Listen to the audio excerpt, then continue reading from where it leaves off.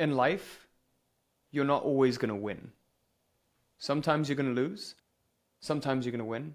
What you'll find is because of the law of entropy, you're going to lose more than you win. And what that means is if you study physics, the second law of thermodynamics states that everything tends towards more and more chaos. The local entropy of any system will just increase over time. If you spray cologne into a room, it'll just spread out all over the room. So everything is tending towards more and more disorder. And because of that, when we want to achieve a particular outcome, there is only one configuration of that.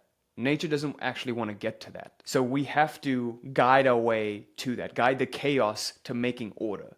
And so order is one particular configuration. So winning is one particular outcome. And that's why it takes a lot of work to build wealth, but you can lose your wealth in 1 minute. In 1 second, you can just lose everything by one bad decision. When you're going along this journey to getting to that win, you will encounter many losses. It's really, really important that you become okay with losing, because then you're always reminded that this is not too serious.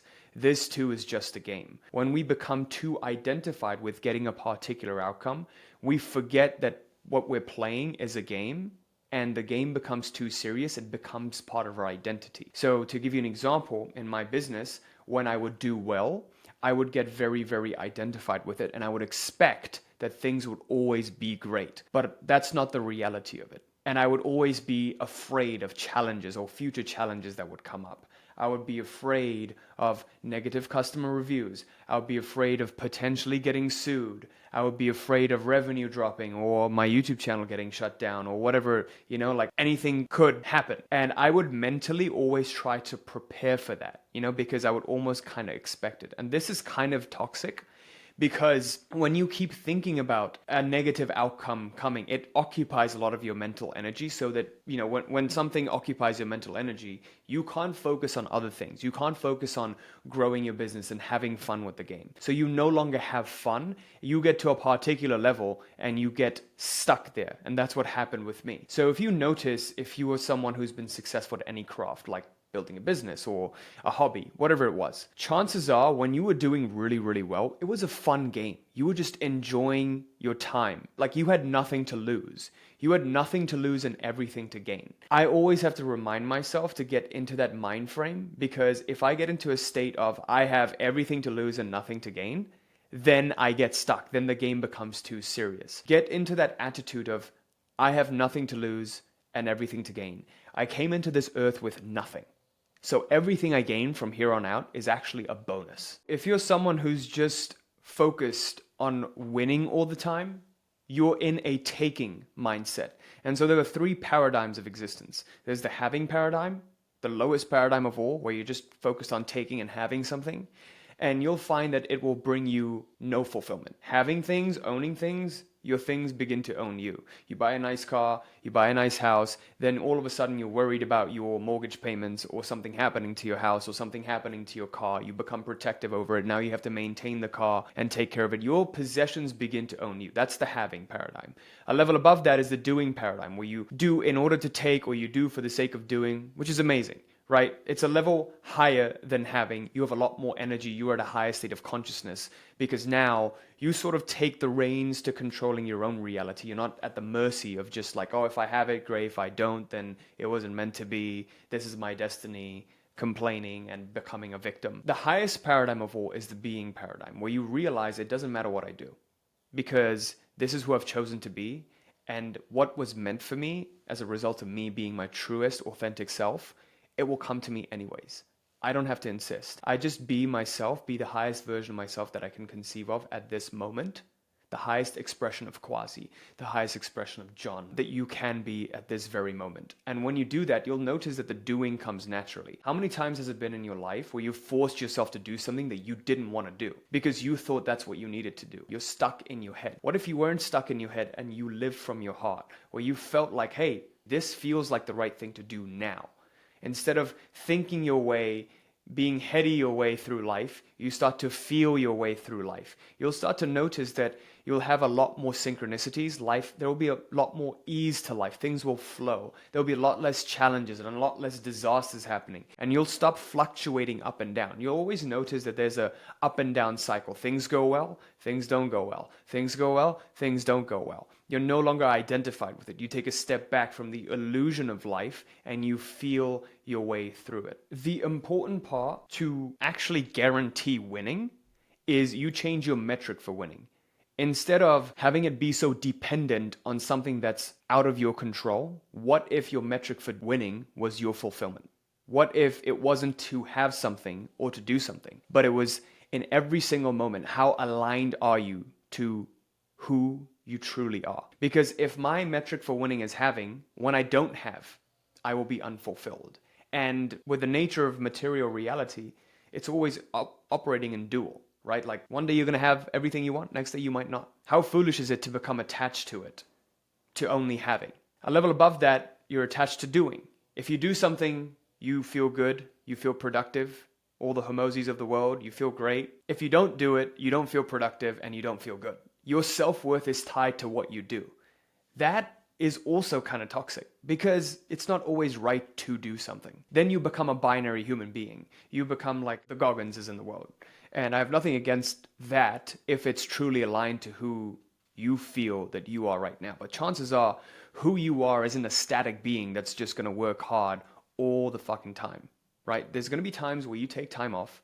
There's going to be times when you do work. But how do you ensure that outcomes and your life still goes the way that you want? It's when you align to being. You choose to be who you're being. You're authentic to how you're feeling. And what I mean by that is sometimes you're going to feel good and you are authentic to that. Other times you're not going to feel good and you are authentic to that. That too is accepted. That too is okay. So the key to winning is to change your metric from winning from the lowest paradigm to the highest paradigm, to being. Your metric for winning becomes how aligned to my ideal self am I being? Because from that place, the natural doingness will come. And from that place, the havingness will follow. When you give yourself permission to be who you are, the actions that you need to take to get what you want naturally come, and therefore the outcomes that you want to manifest naturally follow. But this is only a result of you focusing on the biggest domino, knocking down the biggest domino, or the most important domino, so then eventually the big domino drops, which is you fully being congruent to how you're feeling right now. To know that you're being your highest, most authentic self, you just have to ask yourself one question. Are you exhausted at the end of the day, putting on a persona? Or do you just feel this sense of a sigh of relief in your life, where you just feel like I can just be me. I don't have to fake it. The version of you that exerts the least amount of energy to embody is your truest, most authentic self. That's who you were meant to be. When you can drop all of the armor and just be goofy, be stupid, be vulnerable, and you feel at the end of the day that this was a very fulfilling day. This was just a really great day because even though I didn't get what I wanted, I didn't do what I wanted, it was just a great day because I am. I simply am as I am. That's when you'll know that you're being that authentic self. I had this shift into my most authentic self. And by the way, I don't think I'm 100% there because sometimes I still put on a persona. Maybe even making these videos, I've been told I put on a persona. But it's okay for you to have different sides to you. But I had the biggest shift of my life in Q2 of 2024 this year. I don't know when you're watching this. When we had a really bad quarter and it almost felt like I was waking up every single day at like 3, 4 a.m. with a pit of anxiety in my stomach. I haven't felt that since. And that's only because I've stopped identifying with the business. And if it fails, great. If it succeeds, great. It doesn't matter anymore because I'm not that. I'm aligned to who I'm being and being my most truest, authentic self. And I've eliminated trying to make things perfect. Before, I had a lot to lose. And my shadow side was getting suppressed more and more. And my inner child wasn't playing every single day. I felt the most fulfilled when I was building things and I was playing. And my truest creative part, the truest part of me found expression. That part of me was finding suppression. It was being blocked because the ego mind was like, protect this, protect that. Make sure, make sure, make sure. Business failing, bad. Fix, fix, fix. Now, business failing, great. No problem. It'll come back up. We'll find a way to make it happen. Find expression of your truest, most authentic self. So when I stepped into that and I owned the shadow instead of disowning the shadow and just suppressing it, I allowed myself to have these parts of me where I just said, fuck it. I don't really care anymore. That's when business actually took off. Q3 was phenomenal for us. Q1 was great. Q2 was bad. Q3 was again great. Magically. So Q2, what happened was we had a team, and that team wasn't working the best. It was just a bunch of people that I hired and I put together because I came from a place of frenzy and panic. I wasn't relaxed. And it's funny how that happens. You attract people, employees, customers into your life that do become toxic and that don't serve you because you're in that energy yourself. But when I was able to shift out of that energy, all of a sudden Q3, I attracted some really great team members, trained them up, and now they are like way better than what I had before. It kind of feels like all the stars are aligning. And that's what happens when you allow yourself to be who you're meant to be. If you want to learn how to become more and more of your authentic self and drop that armor, what I've done is I've made a comprehensive video on doing shadow work. It's gotten over 800,000, almost 900,000 views. You can just click right here to access it. There's a 30-day protocol in there for you. And I believe shadow work was the main thing that helped me in Q2 of this year to coming to where I am right now. So click right here to access it, and I'll see you in this next video right now.